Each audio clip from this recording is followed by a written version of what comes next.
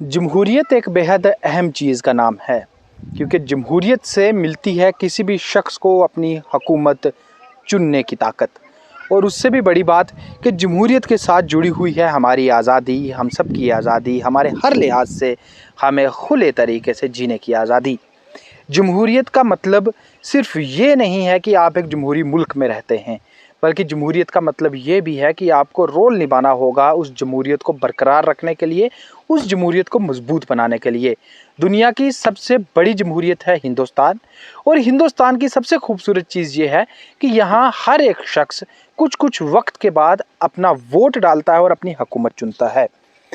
Voting के दिन आए आमतौर पर कई बार ये भी देखा जाता है कि जो अच्छे खासे तंदुरुस्त लोग होते हैं वो सैर व तफरी के लिए निकल जाते हैं और वोटिंग से परहेज़ करते हैं, क्योंकि वो उससे ज़रूरी नहीं समझते। लेकिन मेरे साथ इस वक्त इकबाल अहमद जी हैं, और इकबाल अहमद जी बदकिस्मती से बचपन से ही माजूर हैं, यानी कि स्पेशली एबल्ड हैं। लेकिन ये इसे अपनी कमज़ोरी नहीं बनाते, बल्कि जमहूरियत के एतबार से ये इसे अपनी मजबूती बनाकर चल रहे हैं बैसाखियों के सहारे। लेकिन आज कई किलोमीटर पैदल सफ़र तय किया है, डाली मिडिल स्कूल में बने पोलिंग स्टेशन में पहुंचे हैं और यहां पहुंचकर अपना वोट डाला है। वोट जिस किसी को भी डाला हो, लेकिन वोट इसलिए डाला है कि मुल्क में हुकूमत बने और ये मुल्क की जमहूरियत में अपना रोल निभा सके।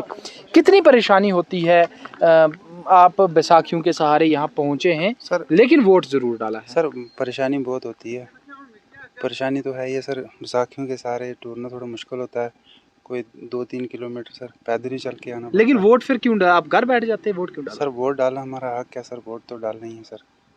तो जमहूरियत मुल्क 5 साल में एक बार हमें मौका मिलता है सर, तो वोट कास्ट करना हमारा हक है सर। इसलिए कई लोग हैं जो आज वोटिंग के दिन घर बैठे हुए हैं, नींद ले रहे हैं, कोई सैर तफरी के लिए निकल चुका है।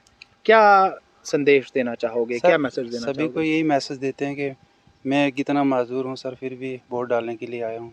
तो सभी को यही रिक्वेस्ट है कि यही मैसेज है कि अपना अपना वोट जो है, अपना हक है, वो आके वोट डालें सर।